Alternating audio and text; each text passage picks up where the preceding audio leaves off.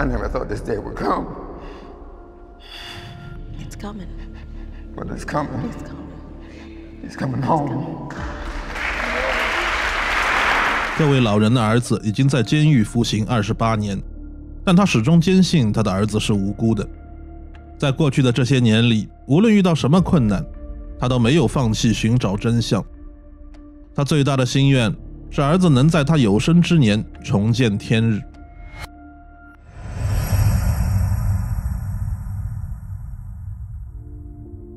宾夕法尼亚纽波特州立监狱位于卢泽恩县，监狱门口就是萨斯奎汉纳河，一座铁桥横跨在河上，这是离开监狱的必经之路。对于监狱中的囚犯来说，这座桥通往自由。艾伦·陶博是一名律师，他从2005年开始为贫困的无辜者提供帮助。当他看到切斯特的案卷后，确信他是无辜的，因此决定为他免费辩护。但连续2次上诉都因证据不足被驳回。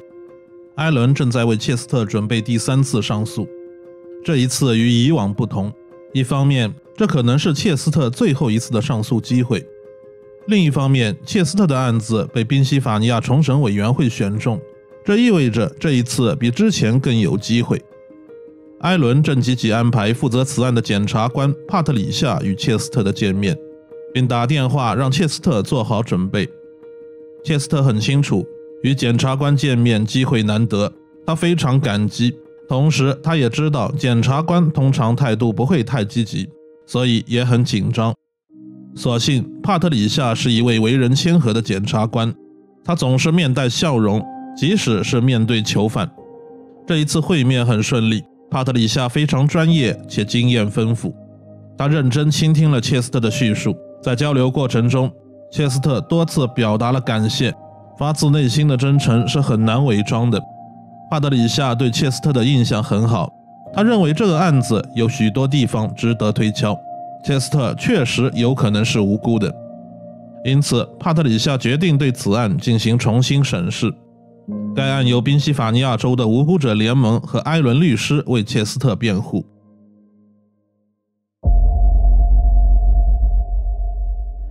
费城是宾夕法尼亚人口最多的城市，自1988年以来，这里被称为最危险的城市。在费城，平均每年发生超过300起凶杀案，接近每天1起，甚至宾大校警可以为学生提供护送回家的服务。1991年8月，一名24岁的亚裔男子带着他的女友走在回家的路上，当时是凌晨1点左右，路上的行人很少。突然2名男子走近他们，并向他们索要钱财。亚裔男子拒绝后被击中胸部后倒地。事发时附近有一辆车，车上的一对夫妇目睹了案发经过并报了警。他们告诉警方，当时2个年轻人在购买咖啡之后走在22号大街上，2名男子上前与他们交谈几句后将男子推倒，并向他扣动了扳机。那个年轻人躺在地上一动不动，与他同行的女子大声地哭泣着。2名袭击者分别朝2个方向逃窜，其中一人从他的车前跑过，并跑向路口的一辆白色 SUV 汽车。上车后他们就离开了。由于那人身穿连帽衫，所以在夜色下无法看清样貌。根据他的描述，那是一辆白色的雪佛兰开拓者。当时车上共有4人，2名男性，2名女性。这辆车曾被一辆出租车跟随了几个街区，但途中跟丢了。司机还记住了部分车牌，车牌不是数字的，而是 YZA-C1B 或是近似的字母。警方出动了多辆警车寻找逃跑的车辆，最终他们逮捕了切斯特，因为他和他的朋友当时所开的正是白色的雪佛兰开拓者。当时切斯特和他的朋友迪尔德里琼斯驾驶汽车行驶在费城西南部的道路上。当天是切斯特休息的第1天，白色的雪佛兰开拓者是他租借来过周末用的。切斯特心情愉快地开着漂亮的新车，路上没有行人也没有汽车，但在等红绿灯时，他注意到有警车开着警灯朝他们驶来，2人有些紧张，不知道自己犯了什么错，于是他们靠边停车，不一会儿，多辆警车陆续赶来，警员们如临大敌般的围了上来。切斯特即使不知道发生了什么，但还是举起了双手。他们没有任何机会解释，几秒后就被当作罪犯那样戴上了手铐。逮捕他的警员回忆，切斯特浑身是汗，而且非常紧张，甚至可以听到他剧烈的心跳声。之后，切斯特被带到案发地点，询问目击者他是不是凶手。目击者说不太像，还有一个呢？然后琼斯也被带了过来，但目击者依然说不是。另一个重要的目击者是受害者的女友新平顺子。案发时，凶手离他近在咫尺。他说凶手穿的是红色衣服，而切斯特所穿的是蓝色的衣服。另外，切斯特的车上没有其他人，这和目击者所说的有4人不符。警方也没有在切斯特的车上发现武器或其他可疑物品。但这些对警方来说都不是问题，人可以中途下车，武器可以丢出窗外，他们认定切斯特就是凶手。随后2名嫌疑人被带到警局，切斯特坚称他不是凶手，但很快切斯特还是被转到了凶杀区。他无法理解，他什么都没做，为什么会因为谋杀罪被逮捕？在90年代，如果嫌犯被转到凶杀区，那可能会吃点苦头。警员贝克和皮雷对切斯特进行了审讯，他的手被铐在椅子上几个小时，警员根本不听他的解释，他所说的一切都被认为是说谎。在这里，切斯特试图给家人打电话，但不知为何电话始终无法打通。与此同时，警方也在审问琼斯。几小时后，琼斯改变了说法，他指认切斯特参与了这起谋杀，并在审讯记录上签了名。就在案发不到24小时后，切斯特被送往纽波特州立监狱，他被指控犯有谋杀罪。在穿过沉重的铁门后，切斯特感到恐惧。监狱中的囚犯用冷漠的眼光看着他，仿佛他犯罪的事实已经被确定。他被关进了一间单人牢房，里面有一张床，床头就是便池。从不哭泣的切斯特忍不住流下了眼泪。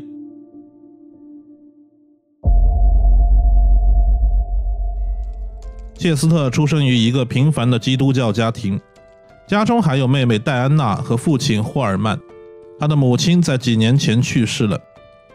父女俩每个月有机会和切斯特通一次电话，这是一家人难得的团聚。每次通电话，他们都强颜欢笑，以免让身在监狱的切斯特感到担心。他们时常在电话里鼓励切斯特，一定要充满希望。切斯特一家虽然不富有，但霍尔曼为了孩子们不必偷窃和借钱而努力工作。霍尔曼时常教导孩子们不能做坏事，更不能伤害他人。切斯特小时候经常替邻居扫雪，帮助有困难的老人做些家务。在邻居的眼里，切斯特和杀人犯毫不沾边，他们都相信切斯特是无辜的。1989年，切斯特的母亲得了重病。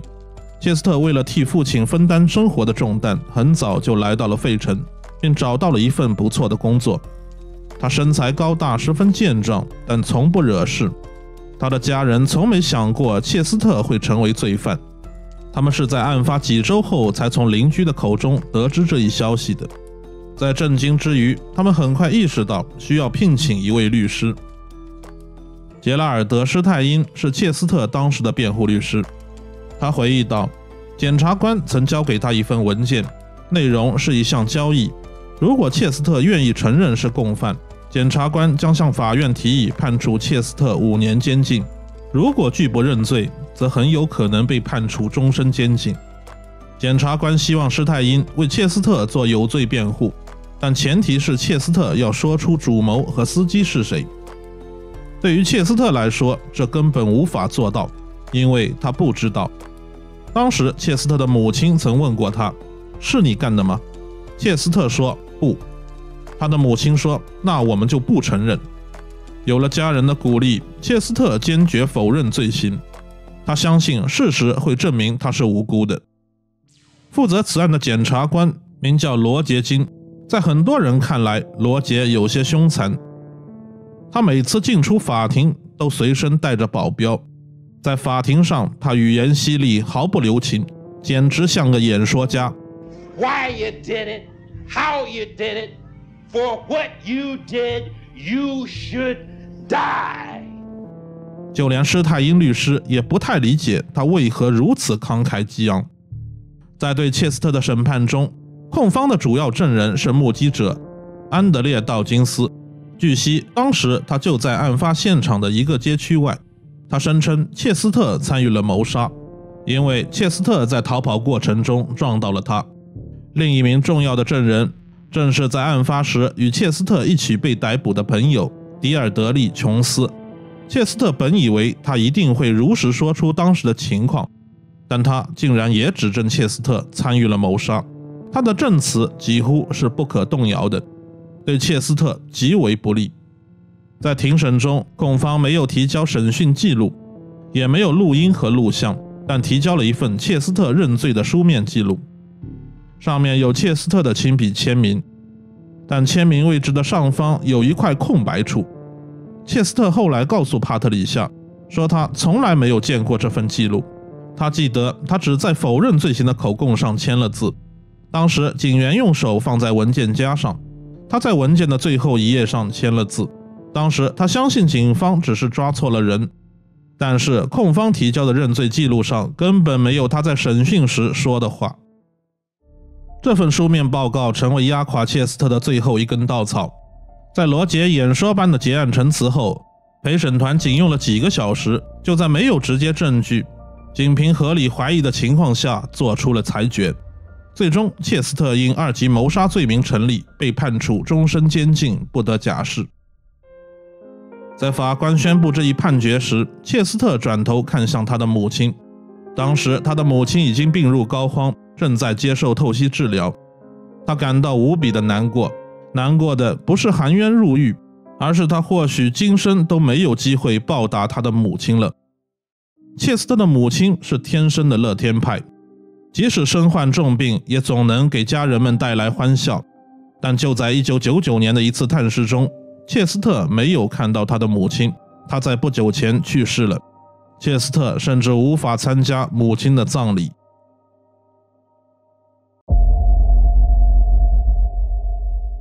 帕特里夏仔细地查阅了当年的庭审记录，他发现一个细节，那就是计程车司机说，他跟随逃跑的车辆走过了7个路口，而切斯特被捕的时间大约在目击者拨打报警电话后的4分钟左右。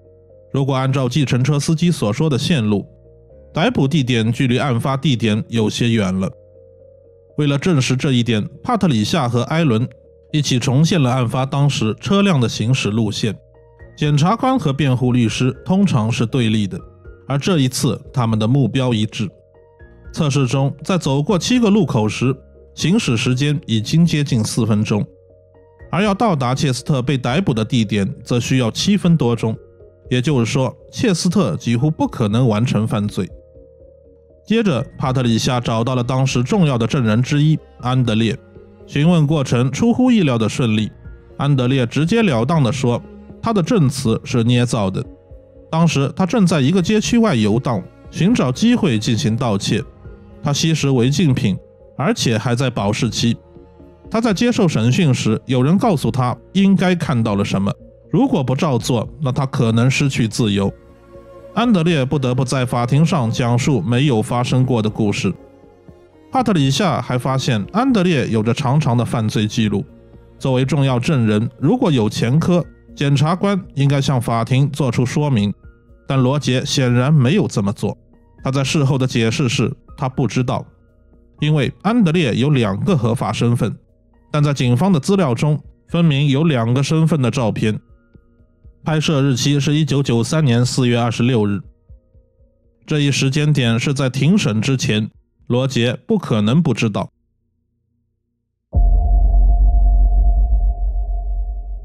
塞莱斯特作为无辜者联盟的成员，帮助切斯特收集证据。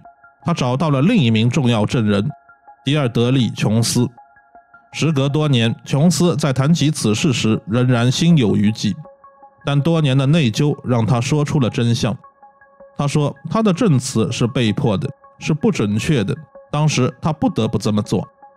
他告诉塞莱斯特，切斯特是他的同事兼朋友。当天切斯特休息，他开着租来的新车，非常高兴。两人只是开车兜风，什么也没有做。但没过多久，警车就追上了他们。两人被分开进行审讯。19岁的琼斯从未有过这种经历，他当时非常害怕。警员贝克告诉他，切斯特说是你干的，是这样吗？琼斯说不，我想找律师。但贝克没让他这么做，他说如果不是嫌疑人，就不需要找律师。贝克还告诉他可以离开这里的方法。他说话的口气不容置疑。琼斯担心如果不答应，自己会有危险，于是只能在审讯记录上签了字。塞莱斯特听完这些，问琼斯，事情已经过了这么多年，你愿意撤回当年的证词吗？琼斯答应了。在回避法庭上，琼斯看到了屏幕中苍老的切斯特，他非常内疚。但切斯特能够想象当时琼斯的处境，他并不怨恨琼斯。琼斯要求撤回当年对切斯特不利的证词。警员贝克也出现在法庭上，但他坚决否认对于切斯特案有违反规定的审讯行为。他表情凝重，说话简短，并且他的证词与琼斯的说法截然不同。虽然他的态度并不令人意外，但切斯特看到用谎言将他送入监狱的人在多年之后依然在说谎，感到无比气愤。法官最终没有接受琼斯撤回证词的请求，理由是琼斯2次出庭一定有1次说了谎，因此他不值得信任。虽然这一结果不令人满意，但对切斯特和他的家人来说，这是重要的一步，因为报纸和媒体开始对这陈年旧案再次关注，他们看到了希望，因为人们很快就会忘记曾经发生过的悲惨故事。帕特里夏也并没有因为这个挫折停止脚步。与此同时，新上任的总检察长拉里对司法系统的一些弊端提出了一些建议。他不认为将更多的人送进监狱就是正义，真正的正义是让罪犯受到应有的惩罚。执法部门和检察官既不能是对立关系，也不能是合作关系。在他上任后的1周内，有31名副检察官被解职，检察官办公室多了很多新面孔。在拉里的提议下，还成立了判决诚信委员会，并聘请帕特里夏担任委员会的主席。有了总检察长的支持，帕特里夏的调查工作更加顺利。很快，他在卷宗里又发现了一个细节：切斯特的车是租来的，而租车行的车不仅车型相似，而且车牌也很相似，很多车牌都是以 YZA 开头。帕特里夏还查看了租车公司的记录，其中有一条信息有些奇怪。租车人名叫丹尼斯·康姆斯，租车时间和切斯特一样，都是在案发当晚，而且他在凌晨5点左右就归还了车辆，这不合常理。帕特里夏还注意到丹尼斯的照片也在警方让目击者指认的照片集中。这名女子有驾驶租赁汽车犯罪的前科，她的驾驶技术非常好。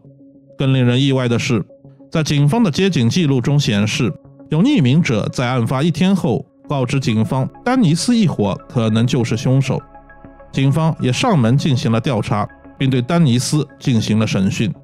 也就是说，警方有了新的线索，如果深入调查不难查出真相，但他们没有这么做，因为当时切斯特已经认罪了，而且他们有了琼斯这样的证人，同样的案子不需要更多的罪犯。这一细节警方从未向检察官提及，当时的辩护律师也对此一无所知。切斯特在得知这一线索的时候非常愤怒，他大部分的人生都在监狱里度过，为他未曾犯下的罪行赎罪，还连累家人们为他四处奔走20多年。在处理切斯特的案子中，警方和检察官犯下了连环渎职的过错，却没有任何人为此负责。在罗杰经手的案子中，还有很多案子值得推敲，数量超过100件。这种行为的后果不仅对无辜者及其家庭造成了巨大的伤害，还让许多真正的罪犯逍遥法外，这样结案甚至还不如悬案。现在大家终于明白，为什么一个检察官的身边保镖总是形影不离。作为检察官的罗杰从不追求真相，他认为只有重刑才能体现司法的权威。他以将嫌疑人定罪视为主要目的，并为不断增加的定罪者名单而感到自豪，尤其是被判处终身监禁者的名单。罗杰的定罪率极高，他是嫌疑人的噩梦。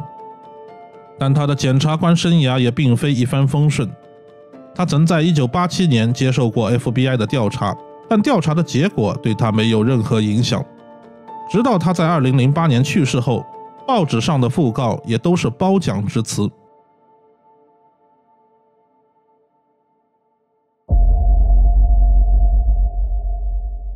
2019年6月25日，帕特里夏和埃伦向法庭提交了众多有力的证据，来证明切斯特是无辜的。其中还包括了一项新的证据，对切斯特非常有利，那就是警方保留了受害者的指甲。现在有条件对指甲进行 DNA 测试。指甲中除了含有受害者和他女友的 DNA 外，还找到了第三个人的 DNA， 但经过比对，该 DNA 与切斯特完全不符，这再次证明切斯特与此案无关。埃伦将这重要证据告诉霍尔曼父女时，他们一边抹着眼泪，一边激动地发抖。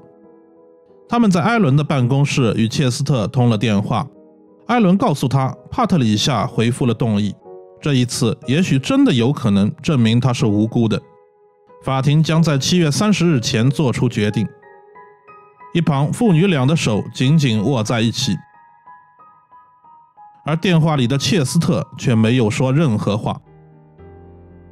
2019年7月15日是切斯特一家值得纪念的日子。布莱特法官裁定切斯特可能是无辜的。这一天，切斯特等了整整28年，他终于能够不需要透过铁窗欣赏到美丽的风景，他也如愿以偿地跨过监狱大门外的自由之桥。他非常感谢为他提供帮助的所有人，一家人为切斯特重获本该拥有的自由而感到高兴。